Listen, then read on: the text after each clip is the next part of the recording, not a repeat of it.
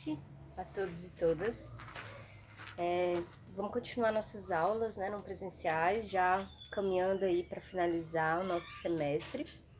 E aqui hoje, com os terceiros anos, a gente vai abordar um processo muito importante da história contemporânea, né, que é os processos de descolonização da África e também da Ásia, né?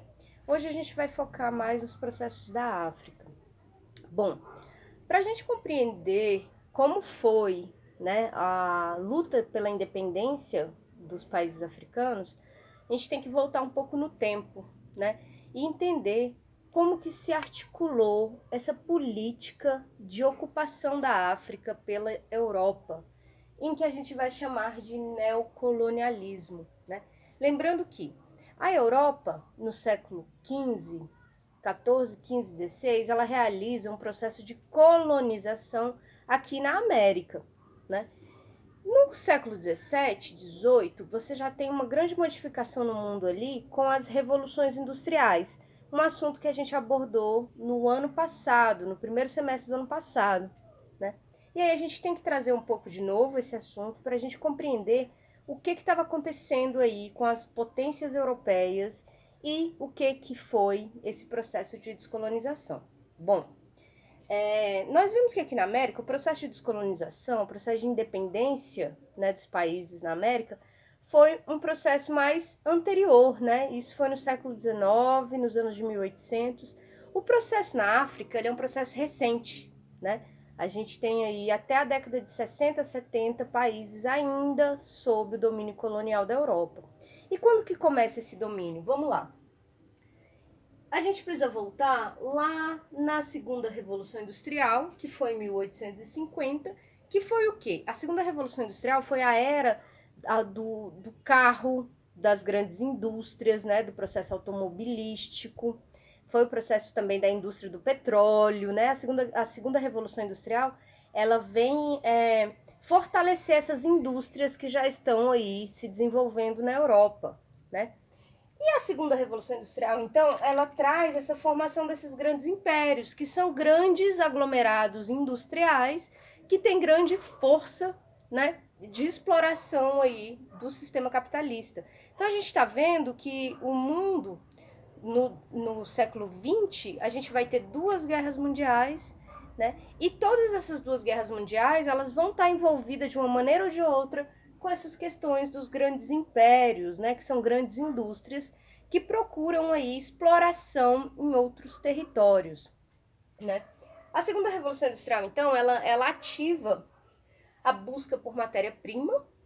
Esses são os interesses dos países europeus: o mercado consumidor, a mão de obra barata e o escoamento da população e do capital, né? Precisa também de novos territórios para novos investimentos industriais.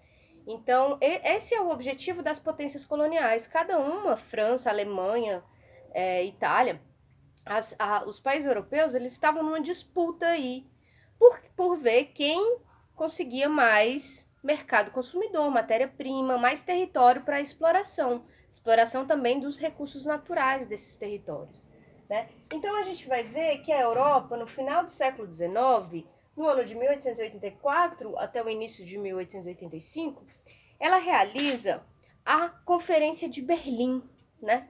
Que é também conhecido como a Partilha da África. O que foi isso? Grandes potências mundiais se reúnem e simplesmente dividem, partilham o continente africano entre si. E isso daí gera uma desestrutura muito grande nos países africanos. Vamos ver fronteiras artificiais sendo impostas pelas colonizações europeias, rivalidades étnicas e uma grande exploração colonial. Bom, você está aqui num território, veio um país colonizador e divide o povo, né? Então, o que você vai ver? Você vai ver grupos étnicos, comunidades, aldeias, povos sendo divididos, separados por causa das fronteiras que a Europa decidiu na partilha da África, né? Então esse processo da Conferência de Berlim, ele inaugura oficialmente essa prática neocolonial da Europa, né? Então o que a gente vai ver? Que a partilha da África, ela oficializa o neocolonialismo, né? Que é uma intensa exploração do continente africano pelas potências europeias.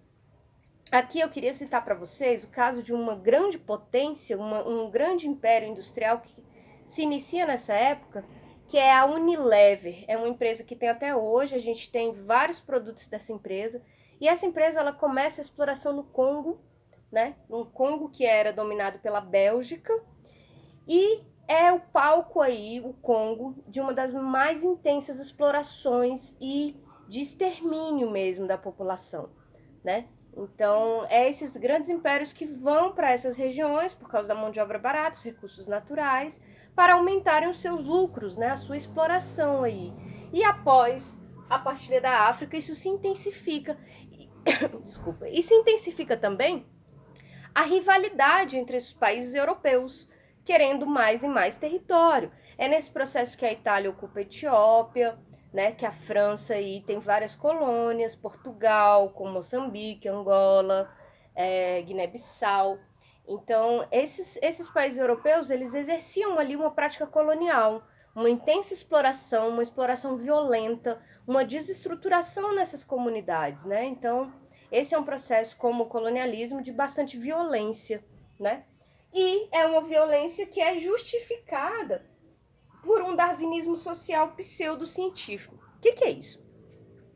O darwinismo social, na verdade, foi uma releitura da teoria do Darwin que alguns teóricos dos Estados Unidos fizeram para justificar a superioridade do povo branco com relação aos povos nativos, os povos negros, os povos africanos, os povos indígenas, né? Então, para justificar essa exploração colonial, essa violência, né, essa intensa exploração desses territórios, o europeu se colocava como superior, como se fosse o fardo do homem branco civilizar o mundo, né?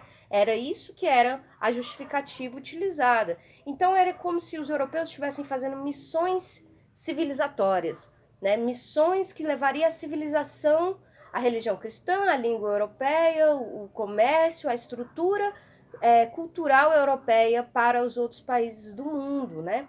Então, o que a gente vai ver? Que no início do século XIX, em 1800, a Europa e os Estados Unidos controlavam 35% do planeta. Em 1914, que é no ano da Primeira Guerra Mundial, Estados Unidos e Europa já dominavam 84% do mundo. Então percebam, em mais ou menos um século, num período de um século, Europa e Estados Unidos controlam aí, exercem controle sobre quase todo o planeta Terra, né? E essa é a política imperialista, né? Esses impérios exercendo o seu poder sobre outros territórios, né? A disputa desses impérios europeus gerou, então, a Primeira Guerra Mundial. Então, o que acontece? As rivalidades entre as nações que querem explorar o continente africano e asiático leva aí as rivalidades que gera a Primeira Guerra Mundial. Então, vamos voltar um pouquinho.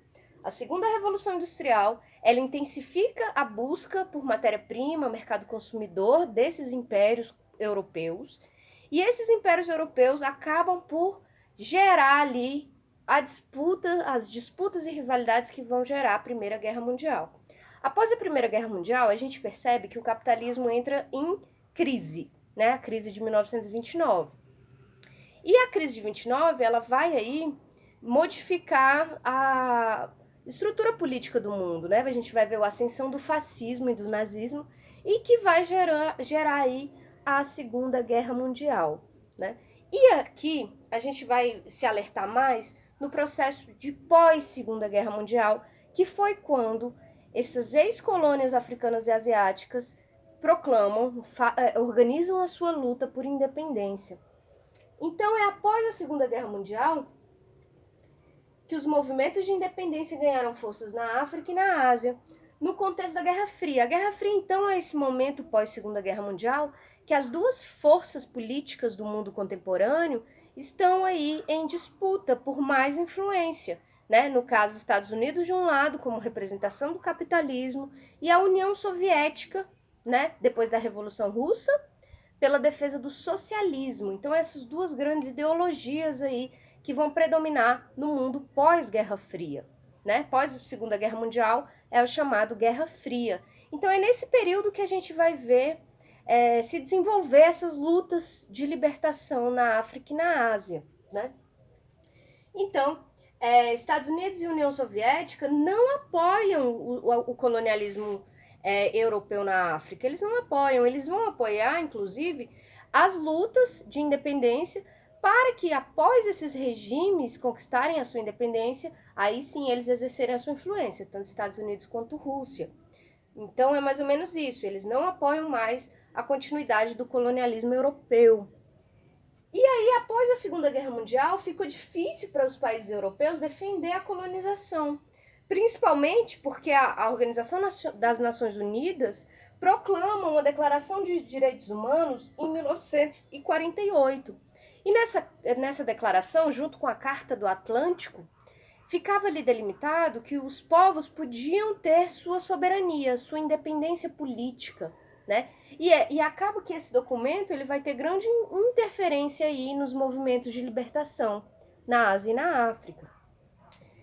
A Segunda Guerra Mundial, ela também traz o horror do nazismo e do Holocausto, lembrando que o nazismo se desenvolve na Alemanha e é por meio do nazismo que Hitler consegue realizar aí o Holocausto, né? Que foi, na verdade, uma grande matança dos judeus. Então, a ideologia nazista, ela consegue exterminar 6 milhões de europeus judeus, né? E isso acaba que marca muito fortemente o mundo, principalmente porque quem estava sendo assassinado eram pessoas brancas europeias, porém judeus, né? Então, os judeus eles entram como bode expiatório do regime nazista, eles são considerados o grande mal de tudo, e Hitler desenvolve uma política mesmo de extermínio dessas pessoas, dessa cultura. Esse processo do nazismo e do Holocausto mostra para o mundo que a Europa exercia também a barbárie e a violência dentro do seu próprio território, e não só nos povos colonizados, né? Lembrando que a gente fala do Holocausto dos judeus, mas, como eu estava falando para vocês do Congo, o rei Leopold da Bélgica, ele faz aí um holocausto muito maior no Congo, com extermínio aí de mais de 10 milhões de pessoas, né? Diz que esse cara colocava os crânios das pessoas que ele ia matando, né? Dos congoleses, e fazia cercas nas casas dos belgas com esses crânios, né? Então a gente precisa lembrar que essa história ela dá muito enfoque nos europeus brancos, mas quando se trata do extermínio aí de povos nativos, povos africanos, não se fala muito disso. Então é muito importante a gente lembrar desse que foi o maior genocida da história, o maior assassino da história aí, né? Que foi o rei Leopold da Bélgica. Então, essa barbárie, o mundo inteiro percebe isso. A Europa é capaz de se exterminar, né? Então, após isso daí, fica muito claro para o mundo que é preciso lutar contra esse tipo de política, né? E é aí que a Segunda Guerra Mundial se desenvolve e, por fim, os aliados conseguem vencer a Alemanha nazista, né? E conseguem dar um freio nessa ideologia aí do nazismo. Após a Segunda Guerra Mundial, ficava evidente a contradição entre o discurso de liberdade usado na guerra contra o nazifascismo na Europa e a manutenção dos impérios coloniais. Então, vocês perceberam como é que a Europa vai questionar o Hitler, né, como um grande assassino, como um grande genocida, sendo que esses mesmos países europeus estavam realizando matanças, exploração, violência nos territórios africanos e asiáticos. Então não dava mais para conciliar esse discurso colonizador, né? É nesse contexto também que vai surgir a força dos movimentos de libertação, né? Essa força vem do desgaste que a Segunda Guerra Mundial gera no mundo, né? No mundo europeu também, e também com a organização, né? Em 1955, a gente tem 29 países que se reúnem na Indonésia, desculpa, e realizam a Conferência de Bandung. Desses 29 países, 23 eram africanos e somente 6 asiáticos. Mas essa conferência ela é um marco inicial para que esses movimentos de libertação na África comecem a implementar a sua luta contra a colonização da Europa. Nessa conferência, então, esses países afirmam seu direito à autodeterminação que é a libertação, né? Que é, o próprio país poder decidir sobre o seu rumo, né? E não um país de fora, né? E o repúdio a todas as formas de colonialismo. Então é nesse momento que o povo africano, o povo asiático, para e fala, a gente não pode mais aceitar a colonização, de nenhuma maneira, né? Então é um repúdio a todas as formas de colonialismo. Foi o impulso aos movimentos de independência no continente africano. Então, muito importante para esse processo, logo após a Segunda Guerra Mundial acabar, em 1945, a gente tem uma conferência muito importante, que é dos movimentos pan-africanistas, que começam a apoiar a luta pela libertação na África. E, em 55, a Conferência de Bandung reúne esses países que querem aí proclamar sua independência, né?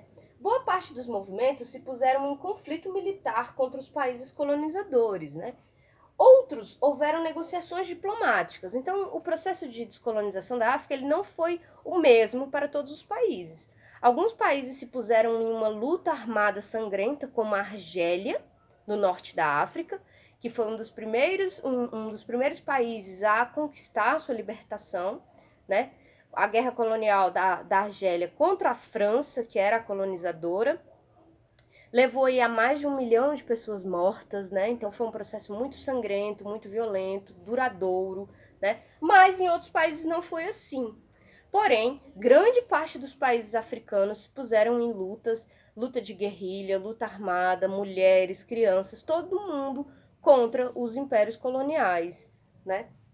Então, na segunda metade do século XX, diversos países africanos e asiáticos conquistaram sua independência. A partir de 1955, se inicia aí um processo de descolonização de vários países da África, né?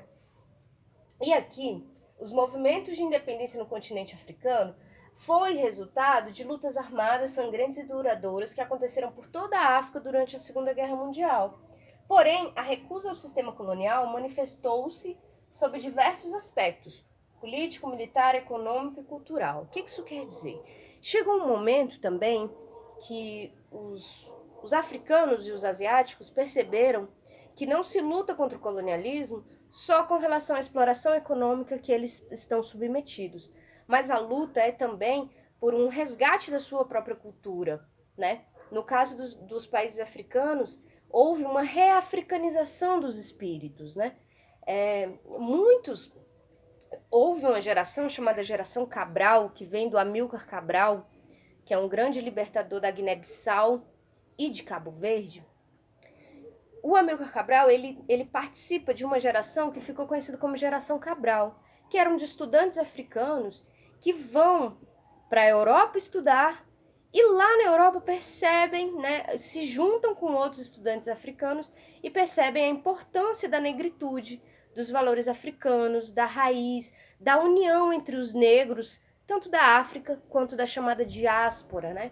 Diáspora, a gente chama, é esse processo dos negros que vieram para a América escravizados, né? Então, nesse momento aí, no início do século XX, você tem uma parte muito importante do mundo negro voltando-se aos valores africanos, né? E esse processo é o processo do pan-africanismo, que é justamente a união de todos os negros do mundo em torno da sua causa, da sua cultura, da sua identidade e na revalorização da mãe África, né? Que é aí o continente que deu origem a toda a diáspora negra na América, né? Então, o pan-africanismo é um movimento intelectual muito importante, político, contra o colonialismo. E no pan-africanismo é a união e a defesa de todos os negros do mundo submetidos pelo racismo e uma solidariedade e identidade racial, né? Então aí, vejamos, os europeus estavam aqui dizendo que era uma raça superior, né? Como a gente viu no nazismo, muito forte, né? E que era como eu posso dizer? Mas como se fosse uma missão dos brancos europeus levarem a civilização para o mundo. Nesse mesmo pensamento, os africanos vêm e falam, não, nós somos uma raça que tem o seu valor, a sua cultura, a sua identidade, e nós vamos valorizar essa cultura diante do padrão europeu. Então os africanos passam a olhar para si mesmos, para a sua própria cultura e defendê-la, né? É esse processo também que rompe culturalmente, né? É uma ruptura com o poder europeu, né? Então, quando eu coloquei aqui que a recusa ao sistema colonial se manifestou de diversas formas, foi tanto com as armas na mão, tanto politicamente, tanto na economia quanto na cultura, né? A revalorização aí dos valores africanos. Então é muito importante entender que esse processo pan-africanista, ele nem surge na África. Ele vai surgir na diáspora, né? Que são os negros, principalmente dos Estados Unidos, das Antilhas e da Jamaica, né? Das Antilhas que a gente fala são de ilhas que ficam ali perto da América Central. Então é nesse processo, perto do Haiti, o Haiti também é uma referência muito grande para esse movimento, né, na América, que foi onde se realizou a primeira Revolução Negra da história, bem sucedida, e que botou fim no domínio dos franceses, né? Então é muito importante a gente entender que o pan-africanismo ele surge dessa relação entre a África e os negros os negros da diáspora, os negros que são trazidos e que estão aqui até hoje. Lembrando que o Brasil é um dos países onde mais tem, né, população negra no mundo, e essa população até hoje aí, né, luta pela sua identidade, pela sua cultura, pela sua própria vida, né? E aí, esse processo histórico ele foi muito importante, né, do pan-africanismo e também do movimento negritudianista, que, como eu falei para vocês, tem grande força na Martinica, que é também uma ilha da América Central. A gente vai ter vários pensadores negros muito importantes desses lugares, né? E assim como o pan-africanismo, a gente vai ter o Marcus Garvey na Jamaica, a gente vai ter o Jorge Padmore em Trinidad e Tobago, né? Então, no movimento negritudianista, a gente vai ter o Frantz Fanon, Leopold Senghor, o Aimé Césaire, que é também da Martinica. Então, deu para entender mais ou menos o que acontece? Nesse período que a gente está vivendo um contexto de pós-Segunda Guerra Mundial, a gente vê também um avanço muito grande do movimento negro no mundo. Lembrando que o Marcus Garvey, na Jamaica, ele formou a maior associação de pessoas negras do mundo, né? Uma associação para o melhoramento das pessoas de cor, que tinha ali mais de 1 milhão de pessoas participantes, né? O Marcus Garvey é aí um grande pan-africanista, que influenciou um outro que eu acho que vocês conhecem, mais famoso, que é o Bob Marley, né? Mas é uma grande influência aí para os povos negros do mundo inteiro, para se juntarem, se unirem em torno da África, né? Da cultura mãe, ali da origem cultural e étnica, né? Então, eu coloquei aqui para vocês que o pan-africanismo surge na diáspora e dentre de seus principais representantes nós temos nos Estados Unidos Dubois, Cramel, Blinden. Tem também o Richard Wright, um grande escritor, né, que foi o primeiro a ganhar o Prêmio Nobel em 1920 de literatura, que era também do movimento pan-africanista. Aí você tem na Martinica, você tem o Frantz Fanon, né? E muitas lideranças se destacaram na luta anticolonial lá na África, como o próprio Frantz Fanon, que era um psiquiatra que vai para a Argélia participar da luta de libertação. Então eu coloquei aqui para vocês só algumas referências para a gente pesquisar mais depois, de grandes lideranças dos movimentos de libertação, né? O movimento negritudianista, ele é um movimento, então, que é a negação dos valores culturais, estéticos e morais brancos como valores universais, né? Então, é muito importante esse movimento para dizer, não é porque vocês estão dizendo que vocês estão exercendo o imperialismo, o domínio, que vocês são os melhores, são a raça superior, né? Então, esse questionamento foi muito importante para impulsionar esses movimentos de libertação, né? Então, o Leopold Senghor e o Aimé Césaire adotam o conceito de negritude para criticar o colonialismo europeu. Defendem, né, um retorno às raízes africanas, uma unidade cultural africana, uma necessidade de organização contra o colonialismo e as respostas dos povos negros à modernidade colonial e ao racismo, né? Então, percebam como é importante esse momento. Após a Segunda Guerra Mundial, há aí uma união de pensadores, de intelectuais, de ativistas, lideranças políticas africanas em torno de lutarem contra o domínio aí europeu na África. Então, o que a gente vai ver? a Argélia inicia esse processo na África. Na Ásia, a gente vai ter o Mahatma Gandhi liderando uma rebelião pacífica contra a Inglaterra, né?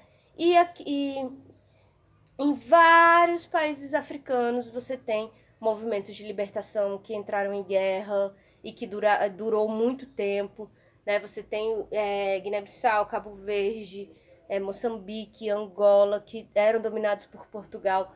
Todos entram aí nesse processo de luta armada, né? Esse processo vai durar até a década de 60 e 70, né? Então vejam como de 1950 do pós-guerra até 1970, você tem 20 anos de guerra, né? Então o processo de descolonização, de independência dos países africanos, foi um processo muito longo, muito duradouro, né? E que, na maioria dos casos aí, tiveram que ter perdas, né? Uma guerra colonial para acabar aí, né? Com a subjugação com relação ao Império Europeu.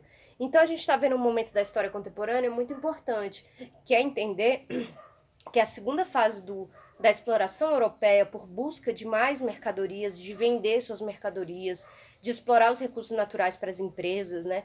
Por exemplo, a gente tem uma empresa aí muito famosa de pneus, que é a Goodyear, ela nasce nesse período, ela explora a borracha das florestas do Congo, né? Então é esse processo de imperialismo aí que vai gerar uma série de guerras e conflitos, inclusive as duas guerras mundiais, né? E após então a Segunda Guerra Mundial, você tem o continente africano e a Ásia se erguendo, né? A própria população se erguendo contra o Império Europeu. Então, muito importante a gente entender que esses movimentos eles estão presentes até os dias de hoje, eles são muito importantes, né? Eles orientam aí movimentos negros do mundo inteiro, né? E aqui, para finalizar, eu coloquei algumas lideranças que se destacaram na luta anticolonial e que muitas delas também foram assassinadas pelos países europeus, pelos impérios europeus, né? Nós temos aqui Patrice Lumumba, no Congo, que foi uma das grandes lideranças da luta, da grande revolta no Congo, né? A luta pela independência. Amilcar Cabral, na Guiné-Bissau, em Cabo Verde. Jules Nyerere, Leopold Senghor, Kwame Touré, Agostinho Neto, Samora Machel, Jomo Kenyatta. Então, alguns desses nomes aqui eu coloquei, e aí eu vou pedir para vocês fazerem uma pesquisa também, para a gente conhecer um pouco mais, porque são figuras muito importantes para a libertação contemporânea, né?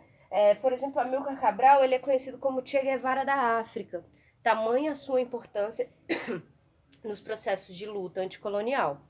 Então, mais ou menos não dá pra gente se aprofundar muito, o conteúdo de história de vocês já tá chegando ao fim, né? A gente já tá chegando aí nos dias atuais. Estamos vendo que esse processo de Guerra Fria, o processo de Guerra Fria, ele dura até o ano de 1989, com a queda do Muro de Berlim, né? Que aí começa esses dias atuais. Mas até então a gente tem esse mundo polarizado, né? E que muitas vezes uma ou outra potência, aí, a União Soviética ou os Estados Unidos, vão apoiar, inclusive, com armamento, esses movimentos de libertação contra esse império europeu que começa ainda no século XIX, né? Na África e na Ásia, porque a colonização dos europeus ela começa no século XIV, XV aqui na América, né? Então é isso, por hoje é isso. Vou pedir para vocês darem uma aprofundadinha aqui. Como o conteúdo do EJA ele é muito corrido, a gente não está tendo como parar conteúdo por conteúdo e se aprofundar mais. Ainda mais no contexto de pandemia que a gente está vivendo, então a gente está tentando aí, pelo menos não passar nos assuntos, né, mais fortes aí, mais importantes. Então é isso, agradeço a todos e todas, desejo uma boa noite e que em breve a gente possa estar juntos de novo. Valeu, obrigada.